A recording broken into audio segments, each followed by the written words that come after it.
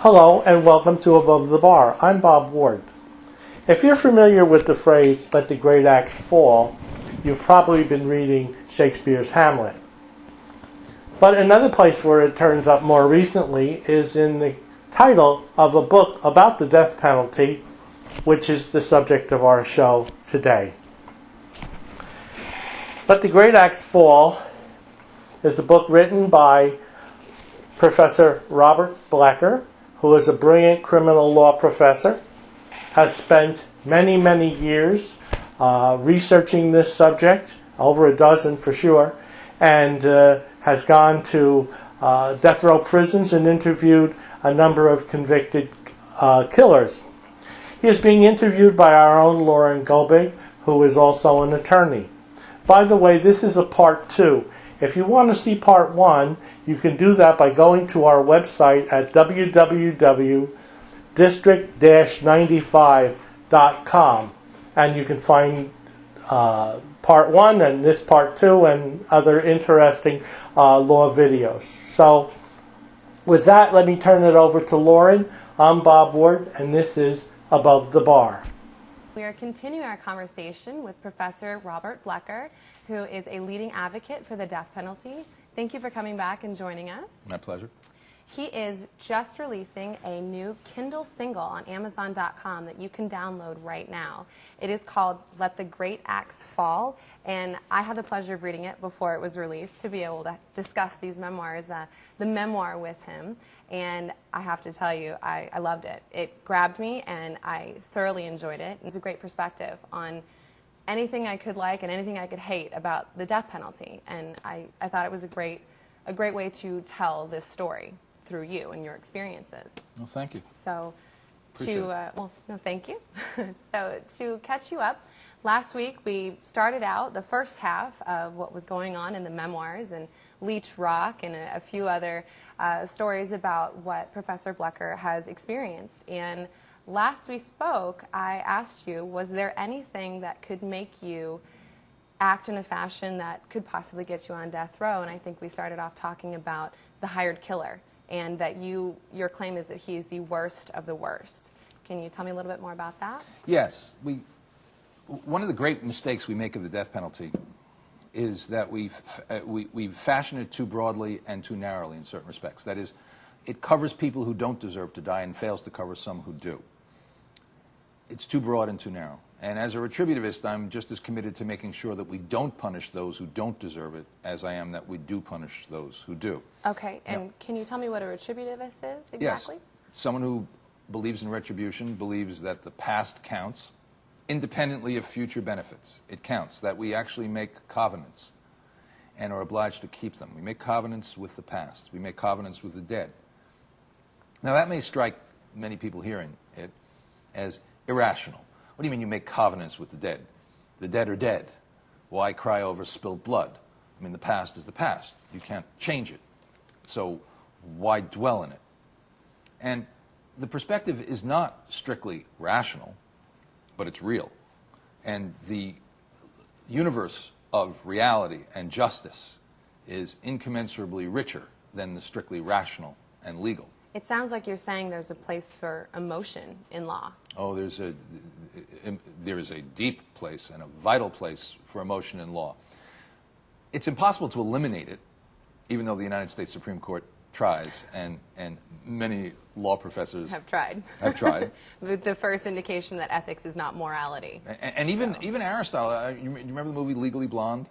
Yes. And remember the quote on the blackboard, and the class is asked... Malum prohibitum versus malum per se? No, although that comes from Aristotle also. And that's on point here in terms of our discussion. Things that are bad because they're prohibited versus things that are bad in and of themselves. I'm one that holds that certain acts, certain crimes are so vicious that some people deserve to die. And that there is an objective truth to this, that we classify murder as an A felony and attach either life in prison or death to it, and we classify petty larceny as a misdemeanor and attach a very brief punishment, if at all, to it. Now, one could argue that what makes murder more serious than petty theft is that we punish it more harshly. And that's all that you can say about it. But my response is that the reason that we punish murder more harshly than petty theft is because the crime is worse. It's not worse because we punish it more severely. We punish it more severely because it's worse. There is a moral fact of the matter. Some crimes are objectively worse than others. Some criminals are objectively more evil than others. Some people deserve more and worse punishment than other people deserve. So the retributivist is not strictly rational, is not part of the cost-benefit set. Those are the utilitarians. The utilitarian, right. You mentioned. In which you use punishment as a means to other ends, to deter others, to incapacitate, maybe even to rehabilitate. For the retributivist, you punish because some people deserve it. And that's why, because the past counts. Because we make a covenant with the dead. I mean, there are examples throughout there that I became aware of in different times of my life. You might remember when I was coming off a fellowship year at Harvard as a fellow in law and humanities, Rudolf Hess had broken out into the public attention again. Hess was Adolf Hitler's deputy Führer. Right. And at Nuremberg, he had bailed out over Scotland in 1941 on an aborted peace mission to somehow convince the Brits to dump Churchill and make peace with Hitler. Right, and he's being held in the Soviet Union, Russia. No, he's held in Germany, in Spandau prison. Okay. In a prison that's administered by the four powers. And this is part of the agreement after World War II. Right, yeah. The Russians, the French, the British, and the Americans are going to administer Spandau prison. And it held some of the ranking Nazi war criminals who were not executed. Some were hanged. The next level were sent to Spandau for life. By the time 1977 rolls around, Rudolf Hess is 83 years old, in ill health, and is the only one left in Spandau. Everybody else has either died or been released. So they are keeping a prison open for one prisoner. The utilitarians are saying, how ridiculous is that? I think it was mentioned that it was $300,000 a year correct. To keep him. That's correct. And even then, he's able to go and take walks in a garden. Well, and limited up to that point. Okay, up to that point. And so what happened was that there's this cry, this public cry, free Rudolf Hess, free Rudolf Hess. And the Americans called for his freedom. The former warden called for his freedom and wrote a letter to Jimmy Carter, and that as a Christian he should be forgiven and freed, allowed to die a free man. The Brits favored freeing him. The French favored freeing him. There was only one holdout, and that was the Soviets. And I found myself oddly agreeing with the Soviet Union for the first and only time, I think, in my memory against the position of the United States government. And the Soviet Union, the position of the Soviet Union was, we cannot forget the past. We cannot forget the blood. Now, at Nuremberg, Hess announced that he was proud to have served the greatest son of Germany, and that if he had it to do again, he wouldn't change a thing. So, my view was it was critically important that Hess never be freed, that he die in prison, because the past counts. Because we made a covenant with the 6 million dead, that we would not forget, that we would not forgive, that we would not ask ourselves the question, what good will this do? We would not ask ourselves the question, is this too expensive? Which, of course, is a favorite question of opponents of the death penalty. Look at how expensive it is. Look at how much we're paying. I find that such an ironic argument, because when it's this emotional, almost moral argument that the death penalty is wrong, we should not be killing someone, and their justification is a pecuniary interest. Well, yes, it just doesn't sit well with me that they want to paint themselves as someone righteous, and their argument is pecuniary. Which then brings us back to your initial question, which is hiring the hitman, the pecuniary interest involved in killing. Detract from your goal. One of the worst types of killers, who most clearly deserves to die, is the hitman, the assassin, the hired killer. He, after all, will kill anybody. And what about the person price. that hires him? Well, that's the story that you're talking about. When they turned on me, I had probed some of the guys I was closest to, the inmates, yes. I had probed some of the guys I was closest with, Itchy, who you may recall at one point saved my life, who was brilliant, absolutely brilliant, and who, by the time I met him, was this vital, vibrant, constructive presence who was spending his life making sure that kids didn't make his mistake. He started a program called Take It From Me inside the prison, where they would bring kids in from the inner city, and they would give it to him straight. It's like Scared Straight, which ironically he was the grandfather of, because when he was in the Atlanta penitentiary, he started the second NAACP chapter in any prison, and started this program for at-risk youth in Atlanta. And guys in his program who served under him later went to Rahway Prison in New Jersey and then started the Scared Straight program, about which they made a movie. So Itchy was actually the grandfather of Scared Straight. Anyway, when I met him, he was this vital, constructive presence who was both the boxing coach and the law librarian, who insisted that every kid who was on the boxing team be involved in his case. If he didn't know some law, if he didn't study law, he'd suspend you from the team until you got involved in your own case. You had to learn some law and be involved. You know, one thing that I noticed about Itchy in here was this almost righteous individualism that he said, even when we talked about his code last week, where it's on you. You brought that witness into this. It's on you if that witness saw you commit your crime. And I find myself empathizing with Itchy and some of the other inmates that you discussed things with at Lorton, and it was kind of an odd moment for me to realize that I yes, could it does identify. that to you, and that they're humans. And yes, and part of Itchy's code in terms of the hired killer. I asked him about that, and he told me a story that someone had, a woman had once tried to hire him to kill a guy. He said, you know, they assume if you'll do some things, you'll do anything. Right. He said, but it turns out that I knew the guy, said Itchy. I happen to know the guy. And this woman was messing with another guy, had a boyfriend, and she could see the money from having him killed that she would get. Was it a husband and life yes. insurance? Okay. And he said, you know, I wasn't going to do that. I could kill somebody, and he had plenty. I mean, the Itchy that I saw in his 50s was this vital, vibrant, humane, rich, emotionally rich human being. The Itchy I never knew at 19 years old had shot 57 people.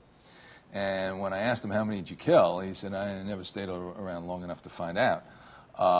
That's not the Itchy that I knew, but that's the real Itchy too. And the question is, do you keep the covenant with the past? That the gets prior us Itchy. That's is correct. the Itchy that we have today the same person that we're actually punishing? And right, and we can talk. I mean, that came to light. I mean, again, is the Rudolf Hess that at 83, going blind and struck with arthritis? Is that the same person as Hitler's deputy Fuhrer? Was Carla Faye Tucker? Who was on death row in Texas, right? In Texas, yes. And she was the pickaxe murderer. At one point, she had taken a pickaxe and ripped the flesh out of her victim and admitted to feeling deep sexual satisfaction each time she gouged flesh out from him. And then there was a younger woman lying in bed terrified as a witness, and she pickaxed her to death and left the axe embedded in her. By the time they were ready to execute Carla Faye Tucker in 1998, I believe, she had become a born-again Christian. Or at least she said it.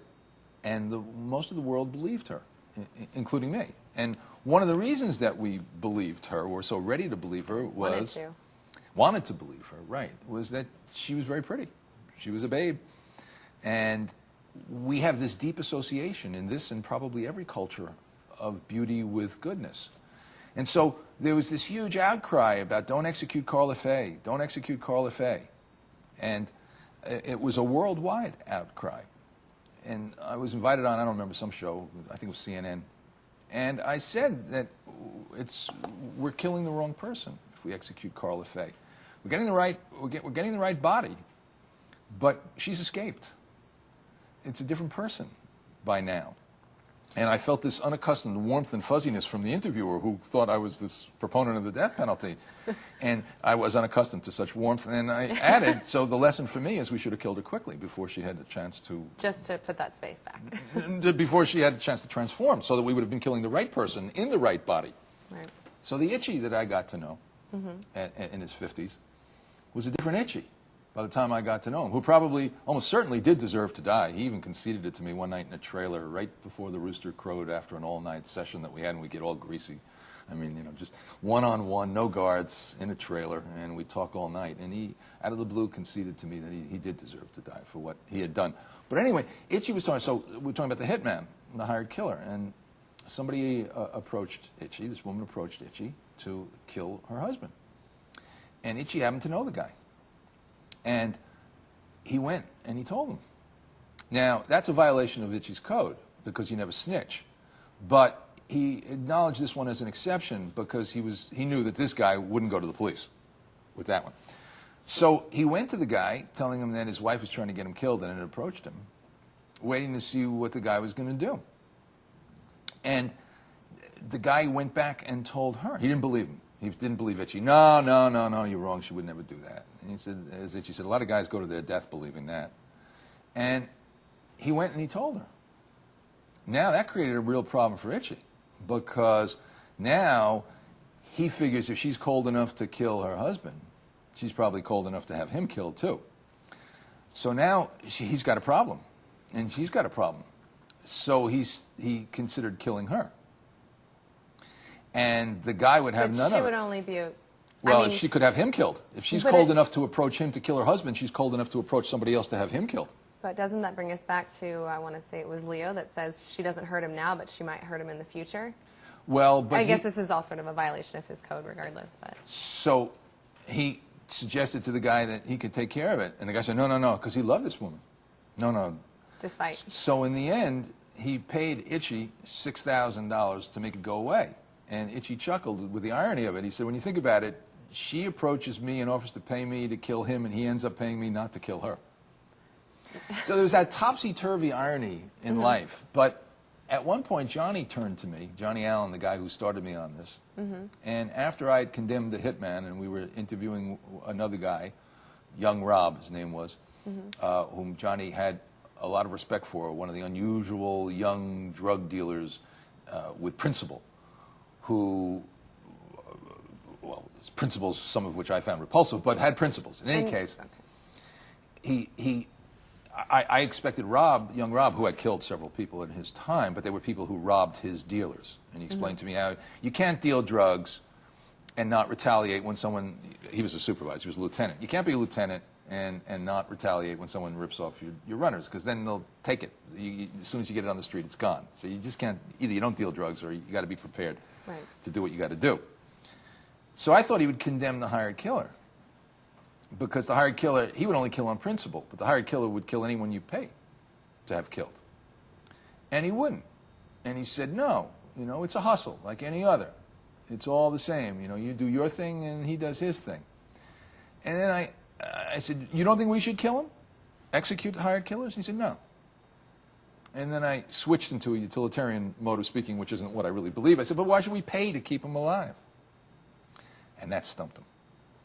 And he said, that's a good question. Now, Johnny didn't like that young Rob was stumped, that I was showing him up.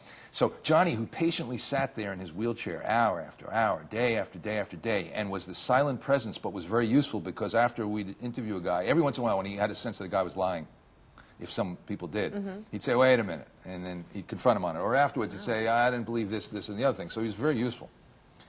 But this time Johnny uncharacteristically broke in and said, I don't mean to interrupt your train of thought, Rob. This Rob. Slim Rob. Right.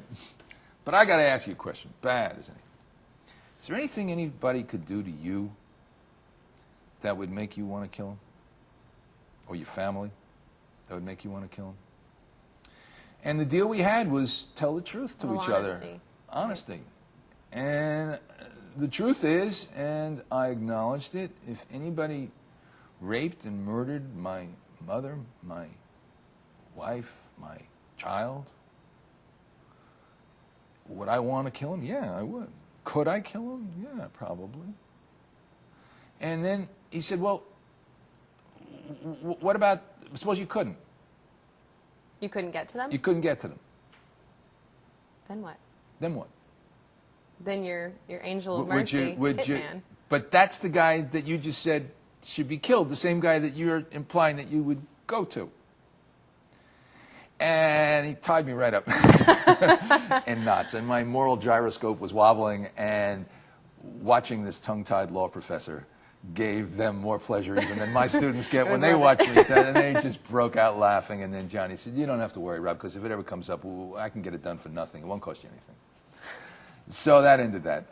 There were times when on the train back home from New York, from Washington, D.C. to New York, Back to New York. I'd wonder whether my moral gyroscope really was still spinning and keeping track of north. I'd wonder whether I could really make the distinctions that I claimed we could and should be making between those who deserve to die and those who don't. You mentioned also in your memoir, and I feel like this is sort of an analogy for even what you're saying, is this theoretical game versus could you go through with it, could you do it, of a sport. And I think you use the game and sport analogy for what law is and how it just applies. You know, if it's a game of chess. Once the decision for the move is made, the move is made. It's synonymous. And the argument is that then sport is when you've arrested somebody, what goes on? So I think some of the people that you spoke with, they pled down or they hadn't actually dealt with the punishment for their actual crime. How do you argue that? I mean, how do you deal with the fact that there is someone out there that's doing these horrible things and they've pled down to rat on somebody else, and this individual deserves the death penalty under your retributivist ideals? Okay, good. Let's go back to the basic distinction. As I define that distinction, and game and sport plays an enormous role, a significant role in the piece and an enormous role in my life. I've been developing a philosophy of game and sport, and that was my law school thesis, etc. As I define it, you're quite right. The difference between a game and a sport essentially consists in the fact that in a game, the move that you choose is the move that you make. The greatest chess player could be paralyzed. Other people could move her or his pieces, and it wouldn't matter. The greatness would still be there at the choice of move. A sport, you've got to actually perform it. You've got to execute it. It's one thing to see the pass that needs to be made, the pitch that needs to be thrown, the whatever it is, the shot, the block. It's another thing to do it. With the defense coming at you. You actually got to do it. You got to make the move. And the move that's actually made is never exactly the move that's chosen. And every athlete knows that. And it's one thing to have the architect's plans. It's another thing as the construction crew to deal with the facts on the ground. The house is never quite built exactly the way the architect's plans see it. The piece is never quite played the way the composer envisions it. So there are the real world interferes between the choice of the move and the successful execution of the move. It approaches, but never actually achieves its full game-like status. And I don't mean by game anything light, and that connotation is not there.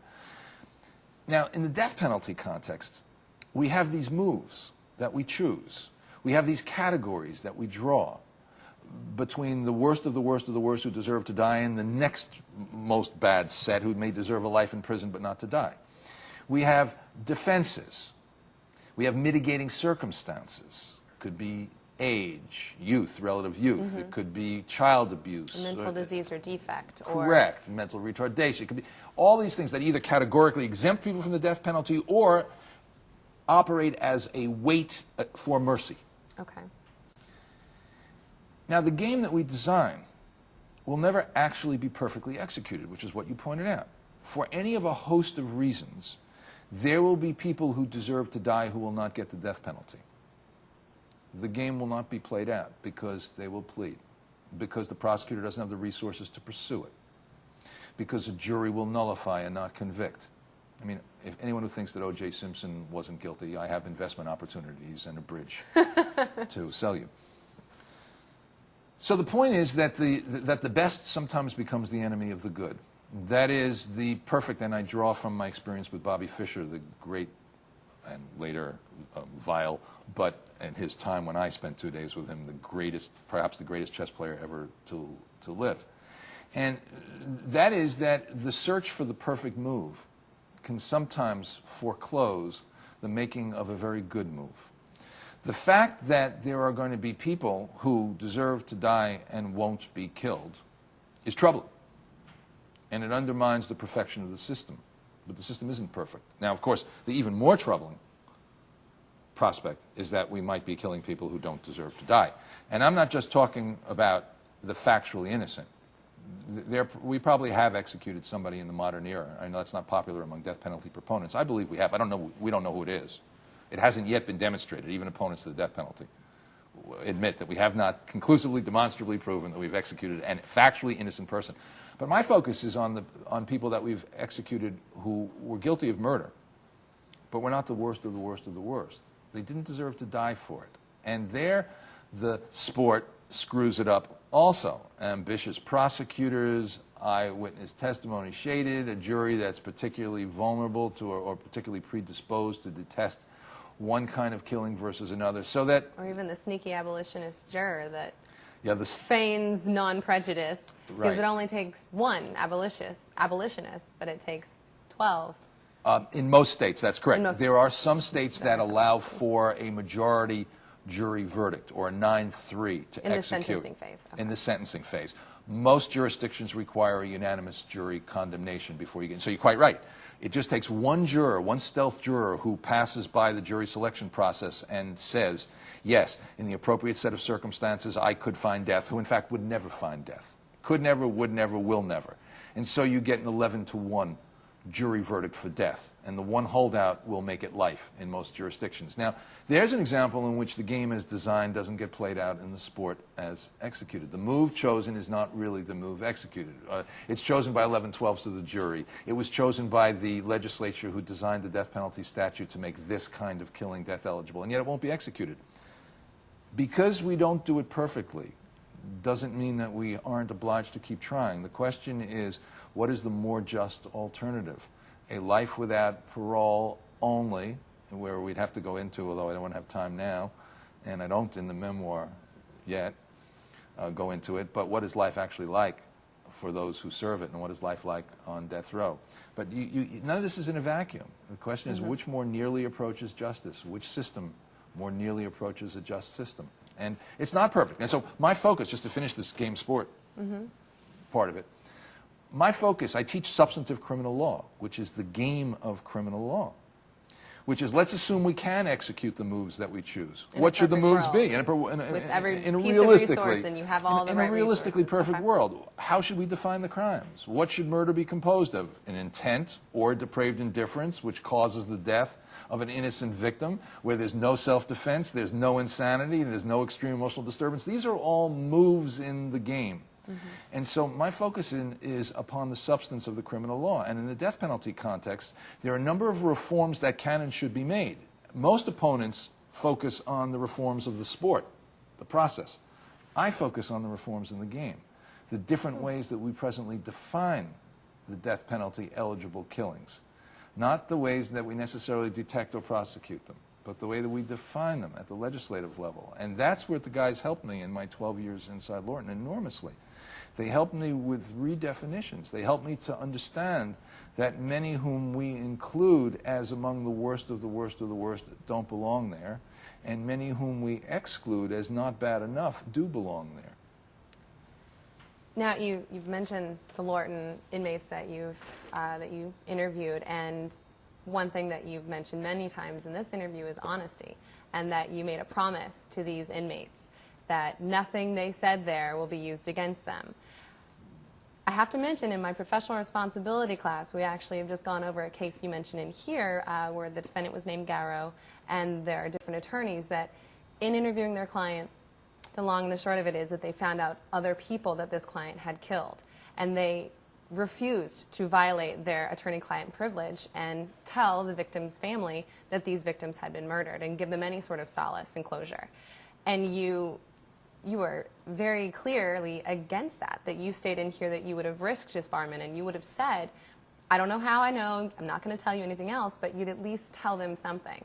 And my question to you is, how do you hold this promise to arguably some of the worst, maybe not the worst of the worst of the worst, that you've made, and yet say that the promise that is made as your professional, the goal for perfection of this attorney-client privilege should have been broken? Well, it's a very, I think it's a very interesting question. It's not one easy to grasp, I think, without the acquaintance of the case and a little bit more background, so I'd like to just give it for a moment. In the Belgian situation, quite right, 2 attorneys had been appointed to defend someone accused of killing a camper in the Adirondacks. A grieving family who had last seen their daughter alive, who had last known of their daughter being alive while camping in the Adirondacks, who then was missing, saw that these lawyers were appointed to defend them. The mother suffered, and this becomes crucial that you didn't mention, the mother suffered suffered a nervous breakdown. The psychiatrist said that she was likely to go into a permanent state of catatonia. She'd become essentially a vegetable unless she found out definitively whether her daughter was alive or dead. The lawyers explained the client confidentiality privilege to their client, Garrow, and then said, in order for us to defend you adequately, you've got to be open with us and honest with us. Did you do it? And he said, oh, yeah, I did that, and I did 2 others. And they were skeptical. He said, oh, you don't believe me? I'll tell you where the body was buried, where I buried the body. And he tells them exactly where he draws a map, down in an abandoned mine shaft. And they go. They take photographs. That's correct. The attorneys do. They take photographs. So now the father comes to them and says, please, my child's missing. You've got to tell me, is she alive or dead? My wife has suffered a nervous breakdown. She is likely never to come out of it unless she finds out. Can you tell me? They looked at the photograph of his daughter. They knew to an absolute certainty that that was the body they had just photographed, that that was the person that their client had killed. Rather than save the sanity of an innocent mother, they chose to keep the confidence of a multiple murderer. I say they did the wrong thing. Now, the appellate division later said that not only had they done the right thing, but had they revealed it, they were subject to disbarment. The only wrong thing they did was to move the head back to the torso before they took the photos. What's disgusting about this profession, which I participate in and teach and prepare students to enter, was that at that time, the sacrosanctity of the lawyer-client confidentiality privilege could be violated for 2 reasons. One was the intent to commit a future crime. You couldn't tell your lawyer you're going to do something in the future crime. But the other one, a lawyer could violate the promise when necessary to collect his fee. Then the sacrosanctity of the promise. You still can do that. You still can do that. Well, that's disgusting, in my view. Not to save the sanity of the victim's mother, who is also a victim, but to collect your fee, you can violate the client confidentiality privilege. Now, in my case, the deal was anything you tell me doesn't get repeated if you want to censor it, if you want me not to. And this tape recorder is under your control, which was sort of interesting, too, when I asked people, do you know of anybody who's innocent in here? Mm-hmm. And, you know, lots of guys claim that they're innocent, right. And you learn to dismiss that. And a lot of guys claim that other people were innocent, mistaken identity, and they told me stories, and you can't dismiss that so easily. But one particular guy made me go off tape, which had never happened before. He pointed at the tape recorder. I shut it. He said, now, let me get this straight. What I'm about to tell you will never be traced back to me, right? Yes. And you're promising me that. Now, remember also the stakes. When you promise a guy in Lorton and you break your promise and you're traveling around Lorton, all of the inmates were armed and none of the guards were at this time. It was a 68-acre compound in which everyone's got shanks, except the guards. They weren't allowed to be armed because the fear was that the inmates would take the arms away from the guards. And so you've got an armed populace here, and you're guaranteeing them. If I violate that guarantee, I get stabbed the next time I show up in Lorton, and all the guys that vouch for me get killed. Okay, so there's a lot at stake here. And so I agreed that I wouldn't burn anyone. So we went off tape. And he said, you're asking me, do I know of anybody who's innocent of a murder for which they've been convicted? I said, yeah. And he said, yeah, me. So I'm going, sure. But then I went, well, wait a minute, to myself. Why did you go off tape? Right. Why would you not want to be vindicated? Exactly. I said, I got to ask you, and he told me a whole story about how he knows the guy that did it. When he saw a picture of the guy that did it, it looked just like him, and he went, wow, that is me, but I didn't do it. And in any case, I said to him, I got to ask you a question. I'm not saying whether I believe you or I don't believe you, but why are we going off tape? And he said, I'll tell you why we're going off tape. Because there's another murder that I did do that Virginia's got me on, and they got me on a detainer. And if I ever get released from here, Lorton, where he was very happy, then I go over there, and I'm not ready to face what they got waiting for me over in Virginia.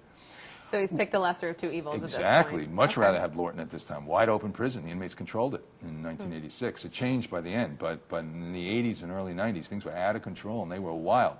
So that made me sort of pause. And I've come to believe that a substantial percentage of people are actually factually innocent of the crimes for which they serve time in Lorton. Now, ironically, the death penalty focuses us more on innocence than anything else, than any other potential penalty. You eliminate the death penalty, and you're going to increase the number of people who are being punished for crimes they didn't commit. So I don't know if I've adequately answered your question, but I do know, and I can't necessarily tell you the coherent moral system in which both of these occur. One of them is prudence. I know I don't want to get stabbed to death when I'm walking, or next time. Self-preservation. Well, part of it is that. I don't want them thinking, hey, wait a minute, did I say something that's now going to come back to hurt me? Because guys told me a lot of stuff that could hurt them. And the deal was no names at all. And I purposely said to them, don't give me names, give me situations. You know, I know your name, but don't give me names of other guys who are doing stuff. Just give me situations so I understand what's life like in here, what's life like out in the streets. And I don't want that because I don't want to make the other guys paranoid who they might be talking about. But I also don't want to make them paranoid that if they're known as a snitch, then they're going to get killed, so they got to kill me so that they're not known. So some part of it wasn't truthfully a moral code. It was prudence. It was fear.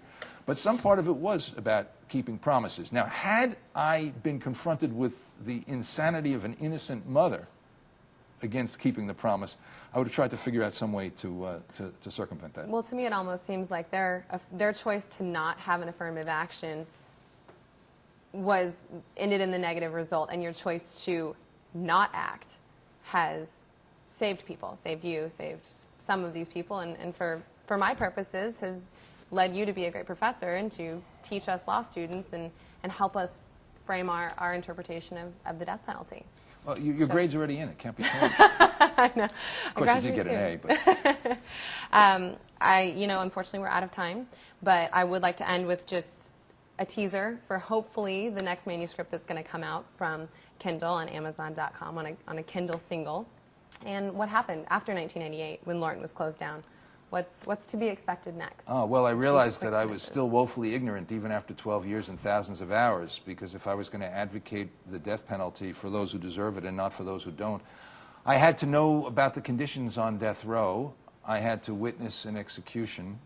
I had to come in contact with an executioner, and I had to understand better the victims' families. And all of those things were yet to happen in the years that have followed it. I've been on death rows in 7 states. I've visually documented life on there. I've had some very strange relationships with condemned killers, and that's yet to come. I don't know what form it will come in, but if others find the story illuminating, and if others are convinced now that the question of do we have a death penalty cannot simply be answered with yes or no, that there's so much nuance, that there's so much more complexity to this. There's more to this conversation. Oh, there's so much more, and there's more yet to come. Absolutely. Well, thank you so much for your time. And as I mentioned earlier, Professor Blecker's new Kindle single is available on Amazon.com to download now and read through and learn more about the death penalty and Professor Blecker's plight, if you will, on the death penalty to try to get it clarified and the game played better of the death penalty. Thank you. Okay, Lauren, Robert, we're out of time. This is a half-hour show, and we've hit the mark. So at this point, I have to say, let's close down. Again, Bob Ward, this is Above the Bar. Good night.